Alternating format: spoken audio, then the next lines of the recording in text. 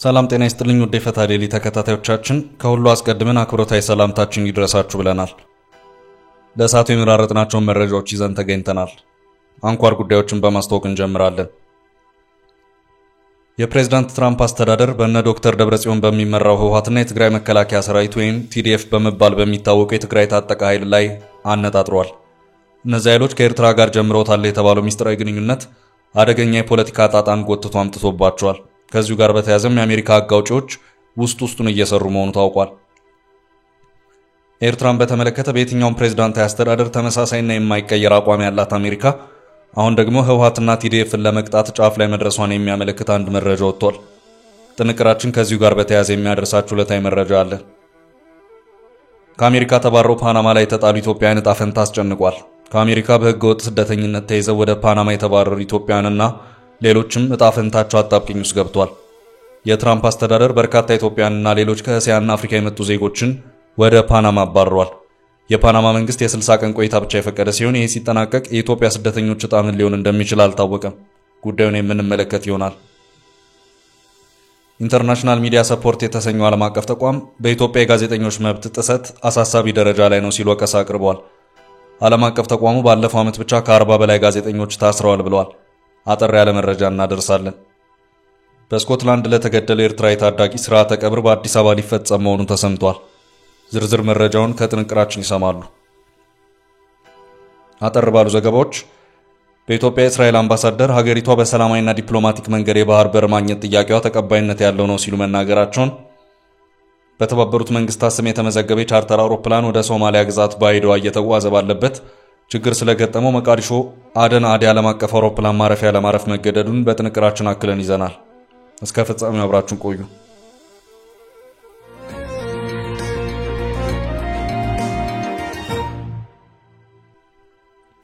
ትራምፕ እነ ደብረጽዮንና ቲዲኤፍ ላይ ያነጣጠሩ አደገኛ እርምጃ ሊከተል ነው።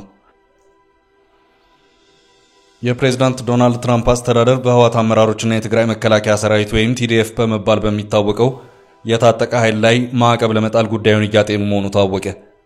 የመረጃው ምንጭ ዘ ኢኮኖሚስት መጽሔት ነው።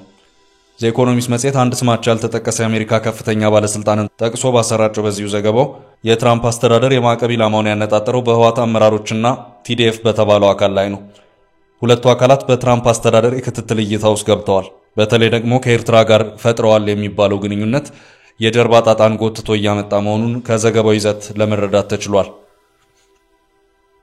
እንደሚታወሰው ከሰሞኑ የአሜሪካ የውጭ ጉዳይ ሚኒስትር ማርኮ ሩቢዮ ወደ 4 ኪሎ ስልክ ደውለው ከጠቅላይ ሚኒስትር አብይ አህመድ ጋር የመከሩበት ሁኔታ መኖሩን ስቴት ዲፓርትመንት አስታውቋል። ውይይቱም ሀገራዊና ቀጠናዊ ጉዳዮች ላይ ያተኮረ መሆኑን በአሜሪካ የውጭ ጉዳይ ሚኒስቴር በኩል የተገለጸ መሆኑም እንደሚታወስ ነው። አሜሪካ በሁለቱ አካላት ላይ ማለትም በህወሓት አመራሮችና ቲዲኤፍ ላይ ማዕቀብን ለመጣል ያሰባችባቸው ምክንያቶች ያሉ መሆኑም በዚሁ በዘ ኢኮኖሚስት ዘገባ ላይ ዘርዘር ብሎ ተቀምጧል። አንደኛውና ዋነኛው እነዚህ ሁለት አካላት በአጠቃላይ አፍሪካውን ቀንድ ቀጠና ወደ ሌላ ጦርነትና ትርምስ ውስጥ ለመክተት እየተንቀሳቀሱ ነው በሚል ነው። እንደ ዘገባው ከሆነ የዕቀባው ጉዳይ እየታሰበ ያለው እነዚህ ሁለት አካላት ማለትም ህወሓትና ቲዲኤፍ በያዝነው መጋቢት ወር በትግራይ ጊዜያዊ አስተዳደር ውስጥ የመፈንቅለ መንግስት እንቅስቃሴ ወይም ሙከራን ጭምር አድርገዋል በሚል ነው። የአይነቱ የእነዚሁ አካላት እንቅስቃሴ በትግራይ ብቻ ሳይሆን በአጠቃላይ በኢትዮጵያና ኤርትራ መካከል ጭምር ውጥረትን ፈጥሯል ሲልም ዘገባው አትቷል። ጠቅላይ ሚኒስትር አብይ አህመድ የባህር ኃይል ቤዝን ይፈልጋሉ። ነገር ግን በኢትዮጵያና ኤርትራ መካከል የሚነሳው ጦርነት ካለ ትግራይንም ጭምር ያካትታል ያለው ዘገባው የፓርቲው መሪ ዶክተር ደብረጽዮን ቢክዱም በህወሓት ውስጥ ጽንፍ የረገጠ የፖለቲካ አስተሳሰብ የሚያራምደው አካል ከኤርትራ ጋር በማበር የጠቅላይ ሚኒስትር አብይ አህመድን መንግስት የማስወገድ ጽኑ ፍላጎት ያለው መሆኑን አሜሪካ ታምናለች ሲልም ዘ ኢኮኖሚስት በዚሁ ዘገባው አመላክቷል። የቀደሙ ታሪኮች እንደሚያመለክቱት አሜሪካ ማዕቀቦችን የምትጥለው በሀገራት ላይ ብቻ ሳይሆን በግለሰቦችና ቡድኖች ላይ ጭምር ነው። በዚህ ረገድ ሐማስ፣ ሄዝቦላህ፣ በጀነራል መሐመድ ደገሎ የሚመራው የሱዳን ፈጥኖ ደራሽ ጦር የአሜሪካ ማዕቀቦች ሰለባዎች ከሆኑት ቡድኖች መካከል የሚጠቀሱ ናቸው። ዕቀባውም ቡድኖቹ ምንም አይነት ዓለም አቀፍ የፋይናንስ ፍሰት እንዳይኖራቸው መከላከል፣ መሪዎቻቸው ላይ ጭምር የጉዞ ዕቀባን ማድረግን ያካትታል። ነገሩ ከከፋ ደግሞ እስከ አሸባሪ ፍረጃም ድረስ ሊዘልቅ የሚችልበት ሁኔታ አለ። ማዕቀብ ሲባል እስካሁን ባለው ሁኔታ አሜሪካ በህወሓትና ቲዲኤፍ ላይ ምን እንዳሰበች በግልጽ የተብራራ ነገር የለም። እርምጃዎች ሊኖሩ እንደሚችሉ ፍንጮች ግን ተገኝተዋል። እንደ መረጃው ከሆነ አንደኛው ህወሓትና ቲዲኤፍ ለዚሁ የማዕቀብ ቅርቃር ውስጥ የሚገቡበት ሁኔታ እንዲፈጠር ያደረገው ከኤርትራ ጋር ጀምረውታል የተባለው ግንኙነት ነው። ኤርትራን በተመለከተ አሜሪካ በየትኛውም ፕሬዝዳንት ወይም ፕሬዝዳንታዊ አስተዳደር የሚቀየር አቋም የላትም። በጆርጅ ቡሽ፣ በኦባማ፣ በቀድሞው የፕሬዝዳንት ትራምፕ አስተዳደር፣ በባይደን እና በአሁኑ የትራምፕ አስተዳደር ኤርትራን በተመለከተ ያለው አቋም አንድና ተመሳሳይ ነው። በአሜሪካ አስተዳደሮች ወይም የፕሬዝዳንቶች መለዋወጥ የሀገሪቱን የውጭ ፖሊሲ ጨምሮ በርካታ ነገሮችን እንዲቀያየር የሚያደርግበት ሁኔታ አለ። ሆኖም ኤርትራን፣ ኢራንን፣ ኩባን፣ ሰሜን ኮሪያን እና ማይናማርን በተመለከተ ግን የሁሉም የአሜሪካ መሪዎች ወይም አስተዳደሮች የውጭ ፖሊሲ አንድና ያው ሆኖ ይታያል። እናም የደብረጽዮን ቡድንና የተወሰኑ የቲዲኤፍ አመራሮች ከኤርትራ መንግስት ጋር የውስጥ ለውስጥ ግንኙነት ጀምረዋል የሚለውን ጉዳይ በተመለከተ ከዚህ ቀደም አፍሪካን ኢንተለጀንስ ያስነበበው መረጃ ነው። የአይነቱን ግንኙነት አሜሪካውያኑ እንዲህ በቀላሉ የተመለከቱት ሆኖ አልታየም።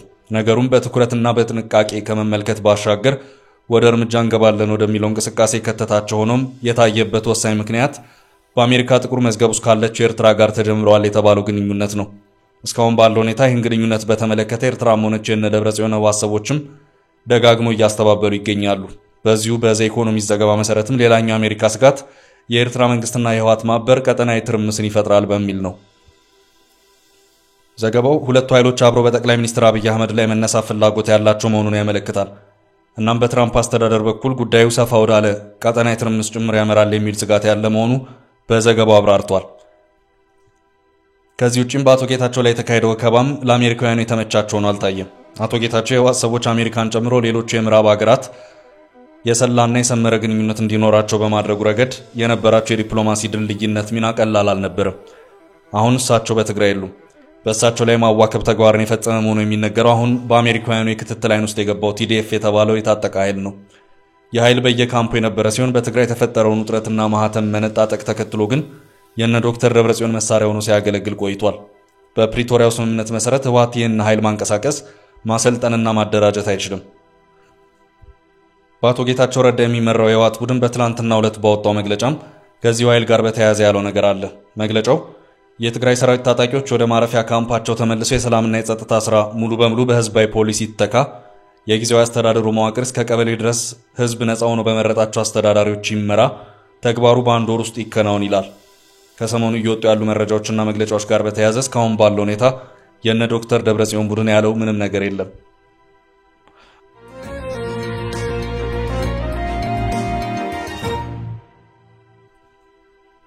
በቀጣይ ርዕሳችን ከአሜሪካ ተባረው ፓናማ ላይ የተጣሉ ኢትዮጵያውያን ዕጣ ፈንታ አስጨንቋል። ከአሜሪካ በህገወጥ ስደተኝነት ተይዘው ወደ ፓናማ የተባረሩ ኢትዮጵያውያንና ሌሎች ዕጣ ፈንታቸው አጣብቂኝ ውስጥ ገብቷል። የትራምፕ አስተዳደር በርካታ ኢትዮጵያውያንና ሌሎች ከእስያና አፍሪካ የመጡ ዜጎችን ወደ ፓናማ አባረዋል። በፓናማ ከተማ ቅንጡ በሚባል ዲካፖሊስ ሆቴል ያረፉ ስደተኞቹ በሆቴሉ እንደ እስረኛ ከተዘጋባቸው አንድ ወር አስቆጥረዋል። ከሆቴሉና ካሉበት ክፍል በቅድሚያ መውጣት የተከለከሉ ስደተኞች በመስኮቶቻቸው በኩል እርዳታ የሚጠይቁ ጽሑፎችን በማሳየት ሲማጸኑ ታይተዋል። ቀጣይ ዕጣቸው ምን እንደሆነ ሳይታወቅ ወደ ፓናማ የተባረሩ ስደተኞች ቁጥር 51 ሲሆን ከነዚህ ውስጥ ኢትዮጵያውያን፣ ኤርትራውያን፣ የሶማሊያ ዜጎች፣ ኢራናውያን እና የአፍጋኒስታን ተወላጆች ይገኙበታል። ስደተኞቹ የሚቀበላቸውን ሀገር በማጣት ቀጣይ ምን ማድረግ እንደሚችሉ ግራ የተጋቡ ሲሆን በአንድ የካቶሊክ እርዳታ ድርጅት አማካይነት እንክብካቤ እየተደረገላቸው ይገኛል። ከአንድ ወር በፊት የትራምፕ አስተዳደር 299 ህገወጥ ስደተኞችን ሲያባርር 192 የሚሆኑት በፈቃደኝነት ወደ መጡበት ሀገር ተመልሰዋል። እነዚህ ፓናማ ላይ አጣብቂኝ ውስጥ የገቡት ኢትዮጵያውያን ያሉበት ስደተኞች በፓናማ መንግስት የ30 ቀን የሰብአዊ ጥገኝነት የተሰጣቸው ሲሆን ጥገኝነት ወደ 60 ቀን ተራዝሟል። ከ60 ቀን በኋላ ግን ፓናማም የምታባራቸው ይሆናል። በርካቶቹ በተለይም ከኢራንና አፍጋኒስታን የመጡ በሀገራቸው የፖለቲካ አፈና የደረሰባቸው ሲሆን ወደ አሜሪካ በጥገኝነት ከገቡ በኋላ በትራምፕ የስደተኛ ፖሊሲ የተባረሩ ናቸው። ስደተኞቹ ወደ ሀገራቸው መመለስ ሳይችሉ በመቅረታቸው ወደ ፓናማ ተጠርንፈው የተላኩ ናቸው። ስደተኞቹ ሶስተኛ የሚቀበላቸው ሀገር ባለማግኘታቸው ፓናማ ላይ ምን ሊሆኑ እንደሚችሉ ቀናቸውን እየጠበቁ ነው። በቅድሚያ በሆቴሉ የምድር ስር ክፍሎች ውስጥ የሰነበቱ ስደተኞቹ አሁን በርካቶቹ ሆቴሉን በመልቀቅ ወደ አካባቢው ባለው ጥቅጥቅ ወዳለ ጫካ ማምራታቸውን የተዘገበው። የኢትዮጵያ መንግስት በዜጎቹ ጉዳይ እስካሁን መልስ እንዳልሰጠ ነው የተነገረው። የፓናማ መንግስት የተባበሩት መንግስታትና ዓለም አቀፍ ተቋማት የስደተኞቹን ጉዳይ እንዲመለከቱና እንዲይዟቸው ጥሪ አቅርቧል። ዓለም አቀፍ የስደተኛ ተቋም ግን በጉዳዩ እጁን ለማስገባት ሳይፈልግ ቀርቷል። ታዲያ ኢትዮጵያውያንን ጨምሮ ፓናማ ላይ የተጣሉ ስደተኞች ቀጣይ ዕጣ ምን ይሆናል የሚለው አሁንም መልስ ያላገኘ ጉዳይ ሆኖ ቀጥሏል።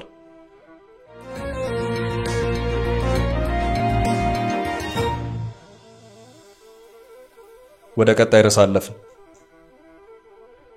እስራኤል በባህር በር ጉዳይ ኢትዮጵያን ደገፈች። በኢትዮጵያ እስራኤል አምባሳደር ሀገሪቷ በሰላማዊና ዲፕሎማቲክ መንገድ የባህር በር ማግኘት ጥያቄዋ ተቀባይነት ያለው ነው ሲሉ ተናገሩ። አምባሳደር አብርሃም ንጉሴ ከመንግስት ሚዲያ ጋር ባደረጉት ንግግር ነው ያሉት። አምባሳደሩ የባህር በር ማግኘት ለሀገሪቷ እጅጉን አስፈላጊና መሰረታዊ ጥያቄ ነው ብለዋል። መንግስት የባህር በር ለማግኘት የሚያደርገው ጥረት በእስራኤል የሚደገፍ መሆኑን አምባሳደሩ የገለጹት በዚህ ደረጃ ትልቅ ህዝብ ያላት ሀገር የባህር መውጫ አታ ልትታፈን አትችልም ሲሉ ነው ሀሳባቸውን የሰጡት። ሀገሪቷ የባህር ጥያቄዋን በሰላማዊና ፍትሃዊ መንገድ እስካቀረበች ድረስ ተቀባይነት ታገኛለችም ነው ያሉት። ሀገሪቷ የባህር በር መውጫ ማግኘቷ ለኢኮኖሚዋ በእጅጉ ጠቃሚ መሆኑን ነው ያነሱት። እስራኤል በዚህ ጉዳይ ይፋዊ ድጋፍ ስለመስጠቷ ግን የተናገሩት ነገር የለም።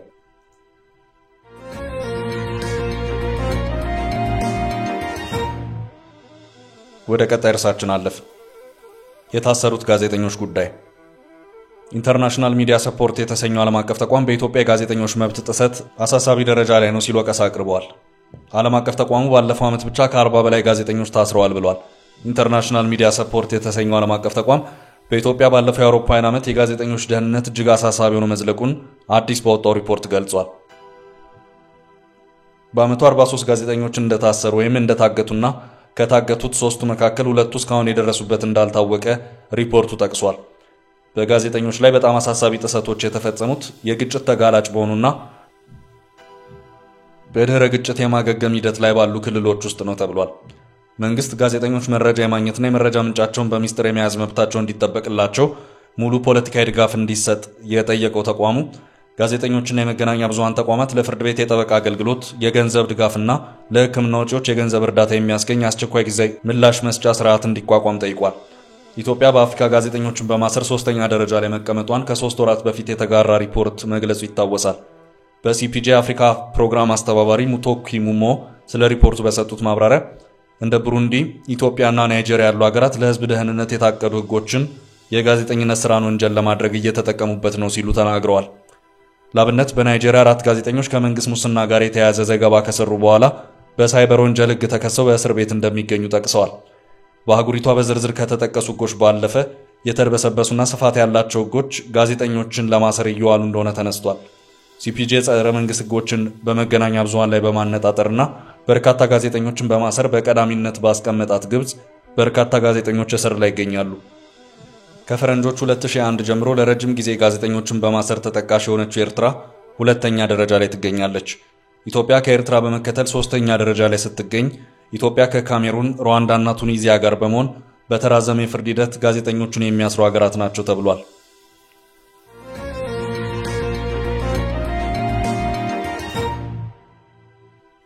በቀጣይ ርዕስ የኤርትራዊ ታዳጊ ስርዓተ ቀብር በአዲስ አበባ ሊፈጸም ነው። በስኮትላንድ ለተገደለ ኤርትራዊ ታዳጊ አስክሬን ስንብት ተከናውኗል። የ15 ዓመቱ ታዳጊ ከአንድ ወር በፊት በግላስጎ በሚገኘው ሴንት ጆርጅ አደባባይ አካባቢ ክፉኛ ተደብድቦና ህይወቱ አልፎ መገኘቱ ይታወሳል። በትላንትናው ዕለት በከተማው በሚገኝ አንድ ቤተክርስቲያን ውስጥ የአስክሬን ስንብት ፕሮግራም የተከናወነለት ሲሆን በስፍራው ቤተሰቦቹና የትምህርት ቤት ጓደኞቹ ተገኝተው ነበር። ይህ ታዳጊ በዩናይትድ ኪንግደም ውስጥ ለመኖር የሚያስችለውን ፍቃድ ካገኘ ከጥቂት ጊዜ በኋላ ይህ ገጠመኝ የደረሰበት መሆኑ ብዙዎችን አሳዝኗል። ይህው ስንብት የተከናወነው የታዳጊውን አስክሬን ወደ ኢትዮጵያ ለመሸኘት ሲሆን የቀብር ስነ ስርዓቱም የሚፈጸመው በኢትዮጵያ ውስጥ ይሆናል ተብሏል። ለቀብር ስነ ስርዓቱ የሚያስፈልገውን ወጪ ለመሸፈን እንዲቻል የተከፈተው የጎፈንድሚ ገቢ ማሰባሰቢያ በመሙላቱ አስክሬኑ ወደ ኢትዮጵያ ተልኮ ቀብሩ እንደሚፈጸም ቢቢሲ ባቀረበው ዘገባ አስረድቷል። በዝግጅቱ ላይ ጂሚ ኦኔል የተባለው የበጎ አድራጎት ድርጅት ተወካይ ሲናገሩ ዛሬ አሜን ቤተሰቦች ወደሚገኙበት ኢትዮጵያ ከመሄዱ በፊት ለመጨረሻ ጊዜ የምንሰናበትበት ቀን ነው። ይህን ጉዞ እንዲያደርግ ላለፉት ሳምንታት በጭንቀት የምንችለውን ሁሉ ጥረት ስናደርግ ቆይተናል ካሉ በኋላ ትብብር ላደረጉ በሙሉ ምስጋናቸውን አቅርበዋል። ከዚህ ታዳጊ ግድያ ጋር በተያያዘ የተጠረጠሩ 3 እንደሱ ታዳጊ የሆኑ ተማሪዎች በቁጥጥር ስር ውለው በፍርድ ቤት ጉዳያቸውን እየተከታተሉ መሆኑ ከዚህ ቀደም መዘገቡ ይታወሳል። ታዳጊው በወላጆቹ ኤርትራዊ ቢሆንም ዘመዶቹ ግን የሚገኙት በኢትዮጵያ በመሆኑ የቀብሩ ስነ ስርዓት በሚቀጥሉ ቀናት በአዲስ አበባ ይከናወናል። ፖሊስ ግድያውን በሚመለከት መረጃ ያለው ማንኛውም ሰው ለዚህ ምርመራ ተብሎ በተከፈተው የመረጃ መቀበያ በኩል ጥቆማውን እንዲሰጥ ጥሪ አቅርበዋል።